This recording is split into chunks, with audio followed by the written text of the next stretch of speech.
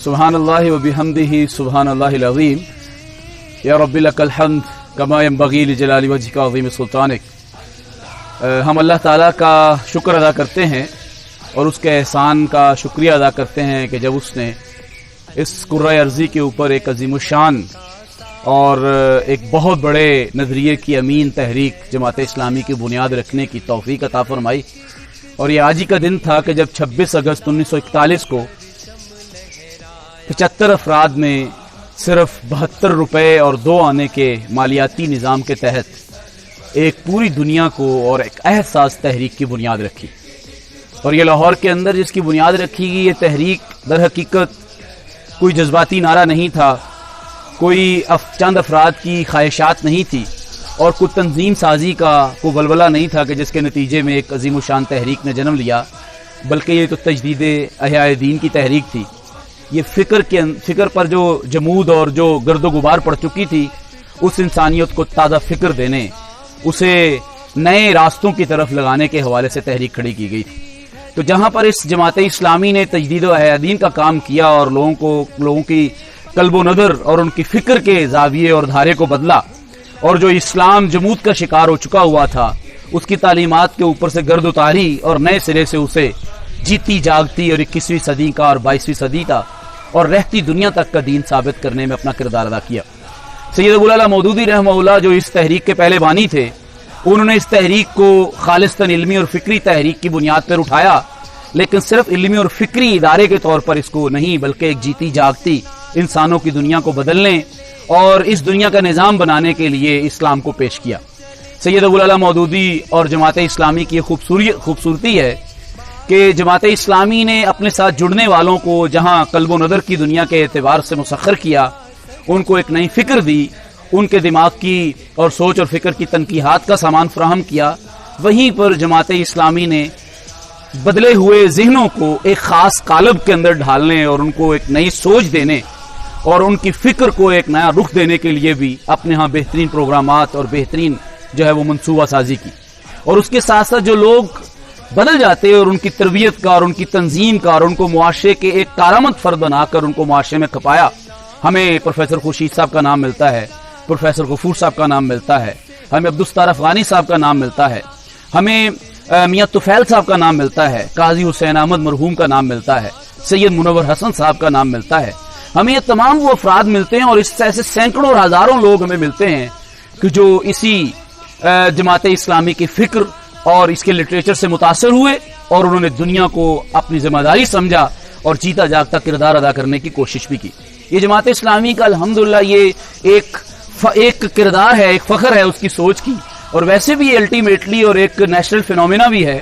کہ کوئی بھی نظریہ کوئی سرحدیں قبول نہیں کرتا، نظریے کی کوئی سرحدیں نہیں ہوتی۔ پھر جماعت اسلامی کے اس نظریے نے، جسے تجدید احیاء دین کا نظریہ کہا جائے، جسے غلبہ اسلام کا نظریہ کہا جائے، جسے ادخلوا فی السلم کافہ کا نظریہ کہا جائے، جسے اقامت دین اور غلبہ اسلام کا نظریہ کہا جائے، اس نظریے نے پھر کوئی سرحدیں قبول نہیں کیں۔ کہیں بنگلہ دیش میں یہ لہرایا اور اپنا آپ منوایا، کہیں عرب دنیا کو اس نے مسخر کیا، کہیں الجزائر کو، کہیں اس نے مغرب اور یورپ کے ذہنوں کو بدلا اور بڑی بڑی شخصیات وہاں پیدا کی، اور اس نے سرحدوں کو بھی قبول نہیں کیا اور کسی شعبوں کی بھی پابندی نہیں برداشت کی۔ اس نے بڑے بڑے شعبوں کو بدلا، اس نے نوجوانوں کی دنیا کو بدلا، اس نے عورتوں کو بدلا، اس نے لڑکیوں اور خواتین کے شعبے کو سوچنے پر مجبور کر دیا، اور الحمدللہ جماعت اسلامی نے اور جماعت اسلامی کی فکر نے رفاع عامہ کے کاموں کے اندر بڑھ چڑھ کر کردار ادا کیا۔ اور یہ غلط فہمی جو پائی جاتی ہے خصوصاً پاکستان کے کرۂ ارض کے اندر اور پاکستان کی اس بستی کے اندر کہ جماعت اسلامی جو کہ 26 اگست 1941 کو معرض وجود پاتی ہے وہ کہیں پاکستان بننے کی مخالف تھی، حالانکہ یہ بہت بڑی ایک مت ہے، غلط فہمی ہے، ان لوگوں کی طرف سے پھیلائی جا رہی ہے کہ جنہوں نے 72-73 سالوں کے اندر پاکستان کے لیے ایک ٹکے کا کام نہیں کیا۔ جماعت اسلامی پاکستان بننے سے لے کر آج تک پاکستان کے مہاجرین جو محبت کے اندر پاکستان کے لیے اس نظریے کے لیے آئے تھے کہ پاکستان کا مطلب کیا، لا الہ الا اللہ، جماعت اسلامی نے ان کے لیے مہاجر کیمپ لگائے، ان کے لیے خوراک کا اہتمام کیا، ان بیماروں کے زخموں پر مرہم رکھی، ان بیواؤں کا سہارا بنے، اور جماعت اسلامی نے اس وقت بھی الخدمت کیمپ لگائے۔ آج بھی جماعت اسلامی الخدمت فاؤنڈیشن کے نام کے اوپر طول و عرض کے اندر بغیر کسی انسانی اور مذہبی اور فرقہ وارانہ تعصبات سے بچے ہوئے جماعت اسلامی بے لوث خدمت کر رہی ہے. کورونا آئے, سیلاب آئے, زلزلہ آئے, کہیں کسی محاذ پر لڑنے کی نوبت آ جائے, جماعت اسلامی نے اپنے کڑیل, اپنے جمع ہمت, اپنے جمع ارادوں کے مالک سپوتوں کو اور نوجوانوں کو اور کارکنان کو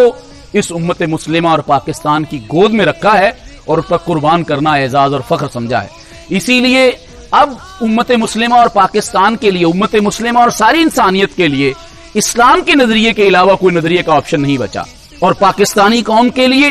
جماعت اسلامی کے علاوہ اور جماعت اسلامی کے نظریے کے علاوہ کوئی اور آپشن نہیں ہے. تمام سیاسی جماعتیں کرپشن کے میدانوں کے اندر اور اماموں میں ننگی ہیں, ایک دوسرے پر الزام تراشیاں کرتی ہیں, لیکن جماعت اسلامی نے 150 سے زیادہ اپنے ممبر قومی اسمبلی, صوبائی اسمبلی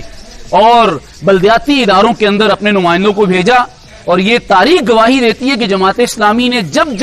اپنے سلجھے کارکنان کو قوم کی قیادت کے منصب پر بٹھایا, جماعت اسلامی کے ان کارکنان نے الحمدللہ اپنی فکر کے ساتھ وفا کرتے ہوئے, اپنے نظریے کے ساتھ محبت برتتے ہوئے امانت داری, راست گوئی اور خدمت کے وہ عظیم مثالیں قائم کی ہیں. اسی لیے پاکستان کے پاس بھی جماعت اسلامی کے علاوہ کوئی اور چارہ نہیں ہے. اگر چاہتے ہیں ہم لوگ کہ واقعتاً یہ ملک پاکستان برگوبار لائے, ثمراور ثابت ہو, اور جو ملک پاکستان کے حالات بہتر ہوں اور انسانی زندگی بہبود کے راستے پر آئے, تو جماعت اسلامی کے نظریے کو اور اسلام کے غلبے کو راستہ دینا ہوگا. اسی میں ہماری بقا ہے. ہم اللہ تعالیٰ سے دعا کرتے ہیں کہ اللہ تبارک و تعالیٰ آج یوم تاسیس کے دن کے اوپر سید ابو العلا مودودی رحمہ اللہ اور ان کی جلوہ میں اور ان کی سرپرستی اور ان کی قیادت میں قربانیاں دینے والے کارکنان کو اللہ تبارک و تعالیٰ کروٹ کروٹ جنت نصیب فرمائے. اللہ تبارک و تعالیٰ اس کے کارکنان کو مزید وسعت نظری اور مزید پختہ کردار ادا فرمائے.